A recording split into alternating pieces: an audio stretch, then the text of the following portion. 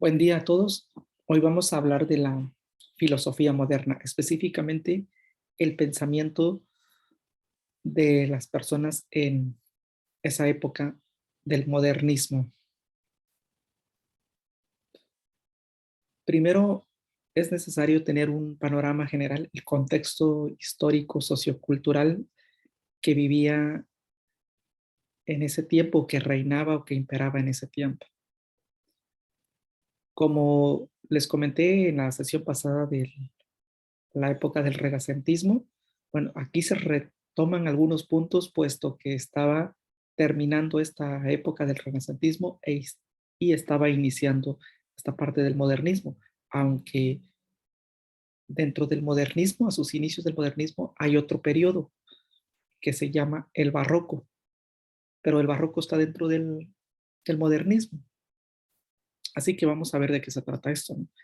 En ese tiempo, durante la época del modernismo, de lo cual vamos a hablar, se consolidó, mejor dicho, la creación de los estados nacionales, sobre todo en Europa, ¿no? Y se afianzó el poder absoluto del soberano, en este caso de los reyes. Predominó en su forma de gobierno el absolutismo y la teoría del origen divino o del poder divino. ¿A qué se refería con esto, no? Que los reyes tenían una forma de gobierno monárquica y absoluta. Absoluta porque ellos solamente tenían el poder, no había otro grupo de personas en las cuales repartiera el poder, como hoy en día existe en la forma de gobierno en monarquías absolutas y monarquías parlamentarias, como tenemos en el caso de España e Inglaterra, en donde las monarquías parlamentarias tienen mayor poder que el rey. El rey solamente es una figura, un protocolo.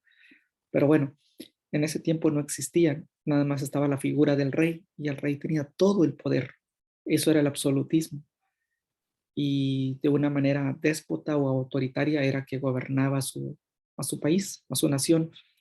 Y la teoría del origen divino del poder es que el legado del rey era sucesorio entre sus familiares, ya sea con sus hijos o parientes más cercanos. Les hacían creer que Dios les había puesto en el rey a sus antepasados, a sus antecesores, y así sucesivamente, que nadie más podía llegar a ser rey. Eso significa que no había votación o no había elección para elegir a los reyes, sino que ya venía por una cuestión decidida del mandato de Dios, de que sus ancestros eran reyes, ellos iban a ser reyes y sus hijos iban a ser reyes, y así sucesivamente. También se dio o estaba en ese momento la, la guerra de los 30 años, que fue la guerra política entre católicos y protestantes. Recuerden que hubo la contrarreforma, pero esa guerra fue más bien política, en la que estaban peleándose títulos nobiliarios, poder, por una parte los católicos y por otra parte los luteranos, los que seguían la corriente de Martín Lutero, y entre todos ellos estaban peleando puestos, estaban peleando tierras, estaban peleando diócesis o arquidiócesis, en fin, eso era la situación en cuanto a lo político, lo militar que estaba sucediendo, ¿no? En el caso económico, por ejemplo, la burguesía tuvo un gran auge y el desarrollo de la economía capitalista. Es cuando empieza a surgir el capitalismo. En el caso de la burguesía, pues sabemos que fueron los intelectuales que se empezaron a reunir para poder de alguna forma contrarrestar al poder católico que en ese tiempo imperaba en la época medieval, fue cuando empieza a surgir estas ideas de la burguesía. Bueno, también por el lado educativo y el lado cultural tenemos que el progreso de la ciencia, que fue basada a través de la observación, la experimentación, con nuevos instrumentos, que como ya lo mencionamos, principalmente con el telescopio, el termómetro y el uso del método hipotético deductivo. Con esto se rompe con la visión aristotélica, escolástica, ptolomeica que existía en aquellos tiempos y se desmantela esas creencias y gracias a la teoría heliocentrista de Kepler, de Giordano Bruno, Galileo Galilei, con eso se desmantela esta parte de la teoría aristotélica. También hubo muchos avances en cuestión de la ciencia, en la física, también en la filosofía. En la filosofía hubo una crítica a la escolástica medieval, a las teorías aristotélicas y también a la teoría de Ockham en el siglo X, en el siglo XIV. También por parte de la filosofía hubo un rechazo de la autoridad y confianza en la razón, la ciencia y el método. A eso se llamó autonomía de la razón. ¿Qué era el rechazo de la autoridad? El rechazo de la autoridad era de no creer solamente lo que decía una figura o un poder o un grupo que tuviera autoridad política, autoridad académica, sino que se tenía que más bien dilucidar si esa institución, si ese personaje, aunque tuviera renombre, estaba en lo cierto o no estaba en lo cierto. Entonces, hoy, por ejemplo, una figura de autoridad en el ámbito de la salud o de las ciencias de la salud, por ejemplo, los que estudian enfermería o psiquiatría, medicina, una figura de autoridad, un organismo de autoridad es la Organización Mundial de la Salud. Sí, pero no solo porque sea la OMS quiere decir que lo que digan ellos o lo que publiquen ellos sea verdad. Habría que dilucidar. A eso significa la crítica del rechazo de la autoridad y se buscaba ante todo confianza en la razón. Bueno, ¿cuáles son las principales corrientes que surgen dentro del movimiento modernista o dentro del pensamiento modernista? Son prácticamente tres. El racionalismo, que imperó hasta el siglo XVII, con los principales exponentes Descartes, Spinoza, Leibniz. Ellos son caracterizados por el método deductivo a través de la razón. Y por otro lado hay otra corriente de pensamiento, otra forma de lograr el conocimiento, que es a través del empirismo, que también fue en el siglo XVII y se extendió hasta el siglo XVIII. Sus principales exponentes o representantes son John Locke, Berkeley y David Hume, y ellos lo hicieron a través del método inductivo. Y por otro lado, en el siglo XVIII se crea otra nueva forma de pensamiento, una nueva forma de concebir la vida a través del idealismo trascendental y el criticismo de Immanuel Kant, que fue en el siglo XVIII en adelante. Bueno, estos son los tres aspectos que vamos a tocar aquí hoy en el diálogo. Primero que nada, rápidamente lo del racionalismo, englobando a Descartes, Spinoza y Leibniz. Es una corriente caracterizada por la razón como única fuente válida del conocimiento. No había otra fuente que originara el conocimiento sino la razón. Por lo tanto, ellos decían que la experiencia sensible no es fiable. La experiencia sensible es todo lo que percibimos a través de nuestros sentidos. Eso no es fiable, decían ellos, y es incapaz de proporcionarnos verdades universales y necesarias. El conocimiento, decían los racionalistas, se puede construir por deducción, haciendo una inferencia a partir de unos primeros principios verdaderos. De ahí vienen las famosas frases retoman algo de los griegos, ¿no? Del silogismo, de la primera premisa, segunda premisa y conclusión. Tales principios, decían ellos, proceden de la razón misma, es decir, de unas ideas innatas. Observen bien este punto de ideas innatas porque más adelante se hace una crítica a ello. Las ideas innatas. Es decir, cuando decimos ideas innatas significa que son ideas que ya vienen, que nosotros no las construimos, sino que ya están dentro de nosotros. Nacemos con ellas. El modelo de conocimiento son las matemáticas por su carácter racional y deductivo. Aquí le da mucho énfasis a las matemáticas como una ciencia que valida el conocimiento y que sobre la cual se pueden lograr los principios verdaderos. Además del tema del conocimiento, porque ese era el punto de partida, que era lo que ellos buscaban, era cómo lograr el conocimiento, qué es el conocimiento, de dónde procede el conocimiento. Se ocuparon también los racionalistas del problema de la sustancia, algo que Aristóteles ya había tratado también en sus obras. Aquí hablaban de la sustancia, por ejemplo, Descartes, Spinoza y Leibniz, la sustancia de Dios, como el alma, el ser humano. Esa era la sustancia de la cual estaban hechos, cuál estaban formadas y de dónde procedían. Bueno, y todo este movimiento del racionalismo tomó mucha fuerza en Europa, específicamente en Francia, en Alemania y parte de España. Solamente vamos a hablar de René Descartes dentro del racionalismo. Bueno, él dentro de su libro, El discurso del método, propone 4 reglas para lograr el conocimiento, para llegar a obtener un conocimiento válido y verdadero. Las 4 reglas son la evidencia, el análisis, la síntesis y la enumeración o la revisión. Pero él hablaba hace rato hablamos del método matemático. En su libro que se llama El método, discurso del método, el método dice, lo relaciona con las matemáticas, por supuesto, porque permite avanzar desde la intuición, es decir, desde un conocimiento que es a priori, que no se ha racionalizado, desde ahí, de una verdad cierta y evidente a otras verdades que se deducen de ella.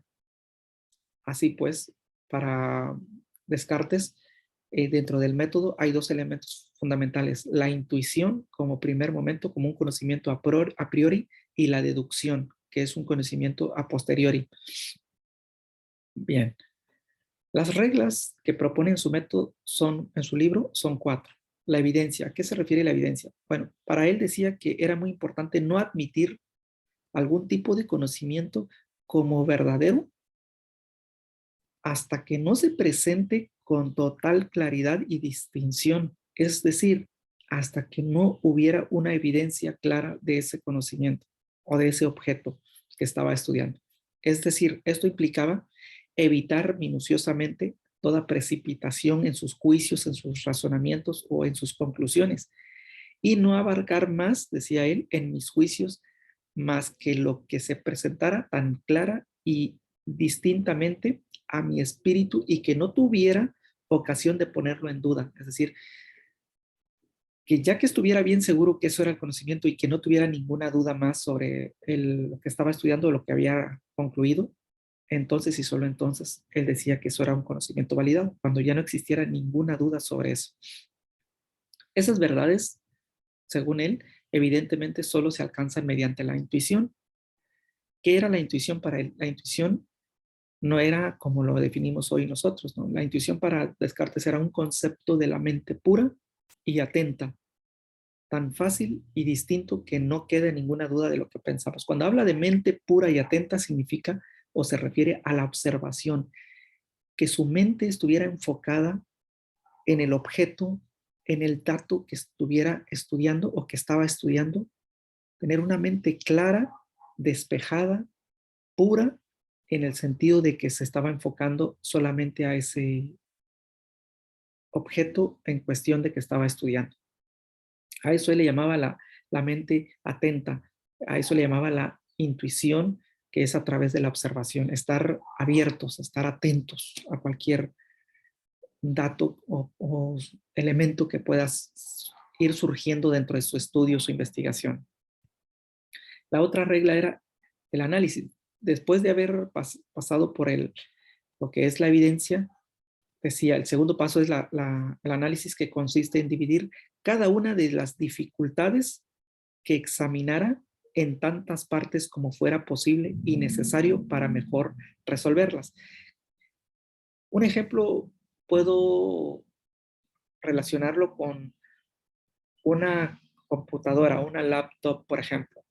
Si nos piden, estuviéramos estudiando la carrera de ingeniería en sistemas y nos dicen, bueno, pues vamos a saber cómo están los circuitos, pensando en una materia, ¿no? Eh, cómo está configurada, cómo está compuesta. Para poder analizarla, la computadora, la parte del hardware, por ejemplo, hay que abrir la computadora, desarmarla, quitarle los tornillos, destaparla y analizar cada uno de sus circuitos y irlos descomponiendo, más o menos como descomponer, ¿no? Es quitar, desmembrar todas las partes de la que está configurado el hardware de la computadora. Y solo así podemos entender cómo están configurados esos circuitos. Pero eso sería dividir un objeto en todas sus partes que la componen, es dividirla. A eso se refiere el análisis. En otras palabras, se trata de descomponer lo complejo hasta llegar a sus elementos o naturalezas más simples, hasta ver cuál era la minuciosidad más pequeña de la cual estaba compuesto ese objeto o ese elemento. Así lo hacemos hoy en día con la biología o con la anatomía del cuerpo humano. Pues disecan un cuerpo, disecan un cerebro y lo abren, lo parten, lo van analizando, van quitando sus piezas y van viendo cómo está formado o estaba conformado ese objeto. Ese es el análisis. La tercera regla es la síntesis. Esta consiste en conducir por orden mis pensamientos, decía él, comenzando por los objetos más simples y más fáciles de conocer para subir poco a poco, como por grados, hasta el conocimiento de los más compuestos y aún suponiendo orden entre aquellos que no se preceden naturalmente unos a otros. Dicho de otro modo, la síntesis consiste en reintegrar o reincorporar cada uno de los elementos o reconstruir los elementos de la cual estaba constituido ese objeto. Si nos volvemos al ejemplo de la computadora, de la laptop, del hardware, significaría armar otra vez el hardware tal como estaba, empezando de las partes más fáciles o más simples para llegar a las más complejas, pero armarla otra vez. Entonces nos damos cuenta que el análisis es desarmarlo, descomponer esas partes, desconfigurarla para ver cómo están, de qué está compuesto, y la síntesis es reconfigurar, reconstruir otra vez todas esas partes, empezando de lo más fácil a lo más complejo. Esto es cómo se logra la deducción, mediante un proceso ordenado que encadena una idea con otra idea. Y finalmente la revisión o enumeración, que es el paso último que decía de René Descartes, que consiste en hacer en todo enumeraciones tan complejas y revisiones tan generales que tuviese la seguridad de no haber omitido algo dentro de su estudio. Esas son las 4 reglas del discurso del método que propone o que proponía René Descartes. Dentro de todo eso, habla también de la duda metódica. Ahí surge la duda metódica. ¿Qué es la duda metódica? Para reconstruir todo el saber, decía él, hay que hallar un fundamento sólido, es decir, una primera verdad. Reconstruir el saber. Cuando se hace la regla número 3, la síntesis, se está reconstruyendo las piezas, el saber en todo caso, ¿no? Para lograrlo, hay que eliminar todo aquello de lo que se pueda dudar. Esto es la duda metódica. Decía él que hay que dudar de todo, eliminar todo aquello que nos genere alguna duda. Y solamente cuando ya hayamos eliminado toda esa duda, entonces y solo entonces que ya no quede nada en nuestro espíritu de humano, que ya no tengo ninguna duda, y cuando ya estoy completamente seguro, es cuando digo que ese conocimiento es válido, según la filosofía de René Descartes. Un motivo de duda son los sentidos. Por eso los racionalistas descartaban todo lo que llegaba a nuestra mente a través de los sentidos, a través del tacto, de la visión, la audición, el olfato o el gusto, porque eso puede fallar, por eso esos sentidos engañan, decía ellos. Entonces, la duda, para René Descartes, dentro de la duda metódica, la duda nos lleva a la primera verdad. ¿Cuál es esa primera verdad? Pienso, luego existo. En latín, pues la famosa frase es cogito ergo sum. ¿Por qué la duda nos lleva a decir pienso, luego existo? Porque si yo dudo de algo, dudo de mi existencia, desde ese momento en que empiezo a dudar, me pongo a pensar y me pongo a investigar si realmente existo. Y entonces en esa manera, al momento de pensar, según René Descartes, ya existo, cobro vida. Pero si yo no tengo dudas, la duda no me lleva a investigar, por lo tanto, soy muerto, pero si tengo dudas, investigo y al investigar estoy despierto, tengo conciencia. Y a eso le llamaba que existo, ¿no? A través, la existencia, decía él, se lograba a través de pensar. Cuando un ser humano piensa, cobra conciencia, entonces está vivo. Y ahora les voy a hablar rápidamente del empirismo. El empirismo es la contraparte de la corriente racionalista. Sus exponentes son John Locke, Berkeley y David Hume. Esta corriente de pensamiento está caracterizada por decir que la experiencia sensible es el origen y el límite de todos nuestros conocimientos. Es decir, que los sentidos son el origen, es la causa de nuestros conocimientos y son el límite. O sea, no hay más, solamente la experiencia, tanto que es la causa como es la consecuencia o el efecto o el final, no hay más. Aquí estaban criticando a la razón. Recuerden que los racionalistas dicen que el origen de partida del conocimiento es la razón, los racionalistas. Y todo conocimiento que se funde en la razón es válido, es correcto. Por lo tanto, todo conocimiento que no provenga de la razón es falso, es resbaladizo, decían los racionalistas. Ahora, los empiristas decían que era la experiencia sensible, es decir, los 5 sentidos son el origen de nuestros conocimientos. Por tanto, todas nuestras ideas se originan a partir de los datos de la experiencia, de todos los datos que recogemos de la experiencia, de lo que tocamos, vemos, oímos, escuchamos, degustamos, etc. Porque John Locke fue el primero en decir que la mente al nacer o el cerebro del ser humano al nacer es como una tabula rasa, como un pizarrón en blanco, como una hoja en blanco. Antes de que el profesor entrara a clases, está el pizarrón en blanco.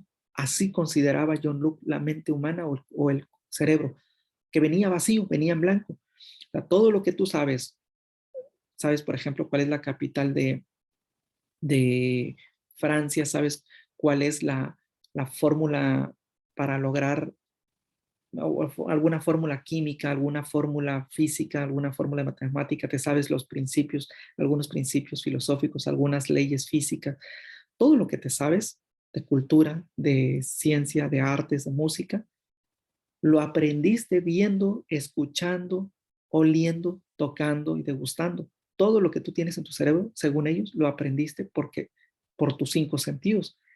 Es decir, que cuando tú naciste no tenías ni un solo dato en tu cerebro. O cuando yo nací también, eso es lo que decían ellos.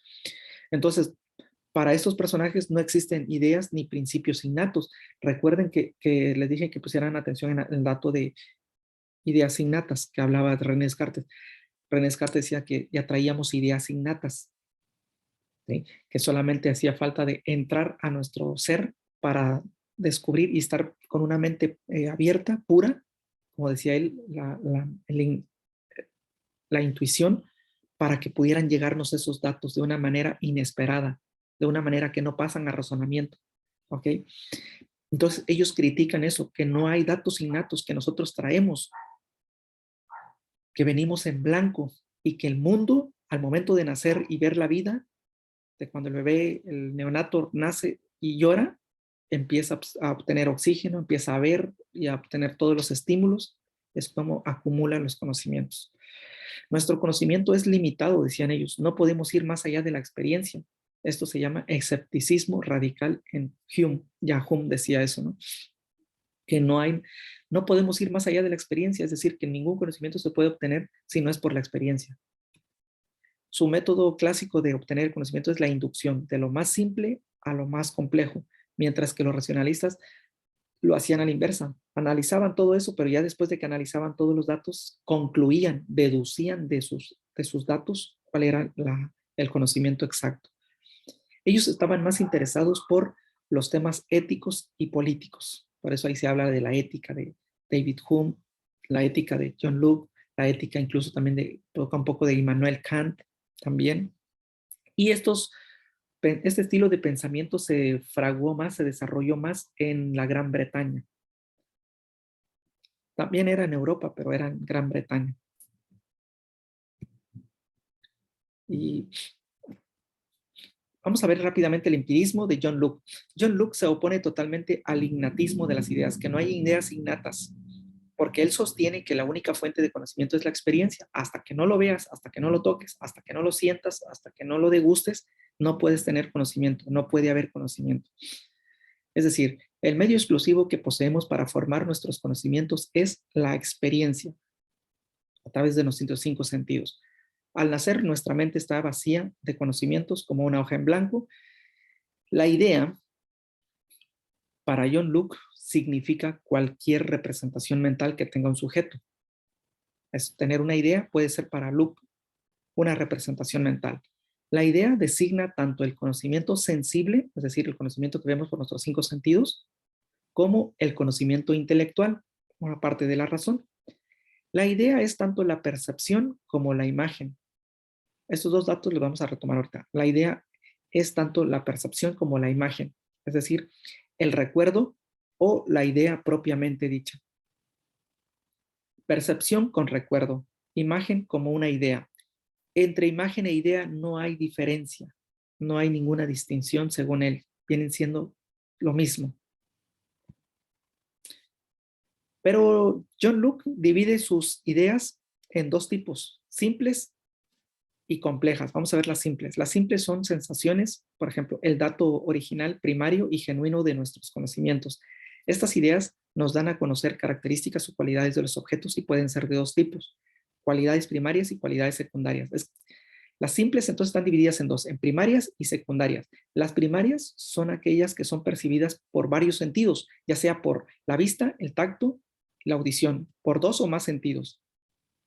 Y esas ideas existen propiamente dentro del objeto, es decir, están contenidas dentro del objeto. Por ejemplo, la figura de un cuerpo humano puede ser percibida por la vista o por el tacto. Yo puedo ver un cuerpo humano y puedo tocarlo y puedo saber cómo es la figura de un cuerpo humano. Aun cuando no tenga la vista, puedo tocar el cuerpo humano y puedo saber cómo es la figura. ¿Ok? Estas son las cualidades primarias. Las cualidades secundarias son aquellas que nada más son percibidas por un solo sentido. Por ejemplo, el sonido. El sonido no se puede percibir por el tacto más que por la audición. El sabor solamente se puede definir o adquirir por medio del gusto, el color o el sabor de un objeto. Estas cualidades secundarias no existen como tales en el objeto, es decir, no están contenidas dentro del objeto, no son propiedad del objeto, sino que son modos como las facultades cognitivas o la forma de pensamiento del sujeto quedan afectadas por entrar en contacto con ese objeto. Por ejemplo, decir que un alimento es dulce, por ejemplo, decir que una naranja es dulce o es amarga, es solamente una forma de reaccionar, es una representación mental que yo tengo de ese objeto, si es dulce o es amargo. Dicho de otra manera, no es algo que esté en el alimento, es decir, el sabor o la cualidad amargo o dulce no está dentro del objeto, sino que es una representación mental que yo hago y que yo tengo de ese objeto, de esa naranja. Porque la misma naranja le puede parecer dulce a otra persona y a otras personas les puede parecer amarga o agria o les puede parecer neutra, ni amarga ni dulce. Entonces es una representación que hace, por lo tanto es un conocimiento relativo. Diríamos, si dijéramos que la naranja es dulce, sería algo, se le llama dogmático o absolutismo. Si digo que la naranja es dulce, es amarga, o es agria, o es agridulce, se vuelve en un conocimiento relativo. Entonces, por eso John Locke decía que lo que más importa aquí son las ideas simples primarias, porque se pueden percibir por 3 sentidos, o 4, o 5, o por 2, pero las cualidades secundarias no, porque es una representación que el sujeto hace y puede variar de entre un sujeto y otro, por lo tanto no es un conocimiento válido. Bueno, eso es en cuanto a las ideas simples. Ahora, las ideas complejas de las que él habla son aquellas que se forman al combinar varias ideas simples, es decir, de las primarias, yo combino las primarias y secundarias, las combino y de todas esas ideas o de todas esas representaciones surgen o se forman las ideas complejas. Por lo tanto, se concluye que para John Locke solo hay un tipo de conocimiento sensible o a través de los sentidos que tiene validez y que está fundamentado en la realidad. Y estos son las ideas simples y las cualidades primarias. Todo, ok, dice aquí, todas aquellas ideas que no se ajustan a estas características, es decir, a las ideas simples y a las cualidades primarias que tienen dos o que se observan o se adquieren por dos o más sentidos. Entonces, si no se ajustan a eso, solamente son elaboraciones que la mente humana hace de las propias sensaciones o percepciones que tiene de los objetos. Esto es el empirismo de John Locke. Ahora, David Hume sigue el mismo principio de Locke, que era determinar el alcance del conocimiento, cómo se adquiría el conocimiento humano y sus límites. Y él decía que los límites vienen marcados por la experiencia también. Pero, ¿qué entiende David Hume por experiencia? Bueno, la experiencia, dice él, la constituyen las percepciones, es decir, los contenidos de la mente. Y estos, según David Hume, solo pueden ser de dos clases.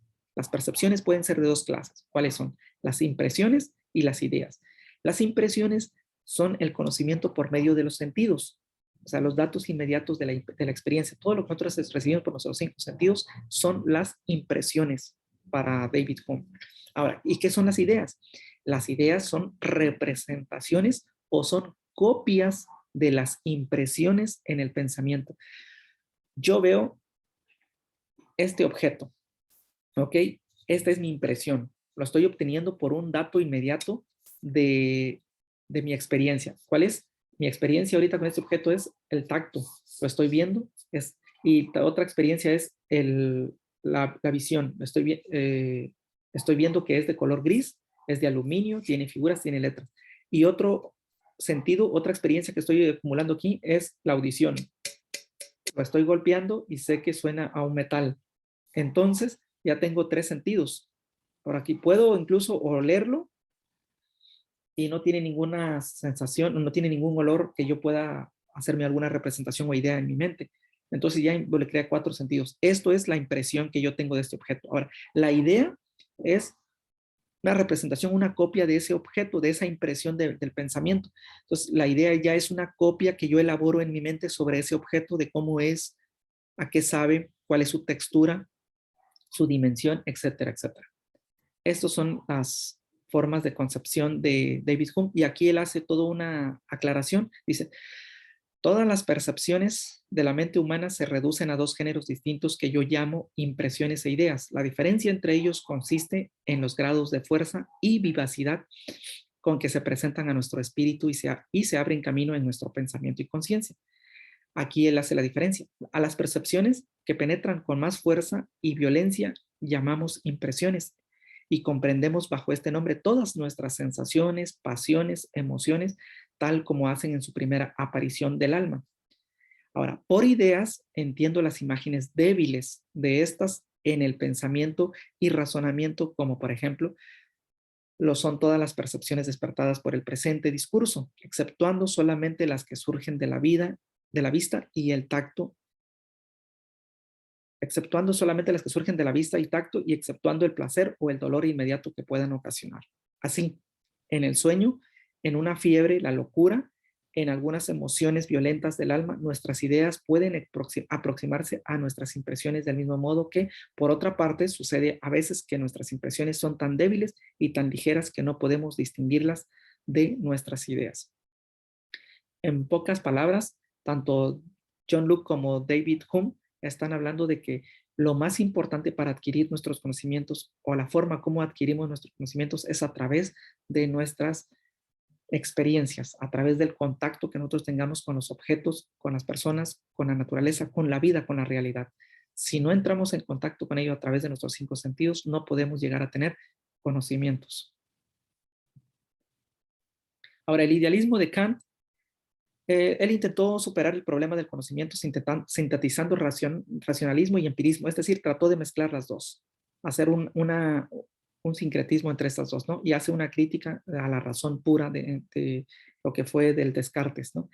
Entonces decía Immanuel Kant que el conocimiento se origina en la experiencia, que es una tesis del empirismo, pero también que el conocimiento no se agota ahí, que no es solamente experiencia, sino que también necesita de conceptos del entendimiento, es decir, tesis del racionalismo, para poder organizar el material sensible. Con esto podemos decir que Immanuel Kant estaba diciendo que tanto la experiencia como la razón son fundamentales para llegar a obtener el conocimiento.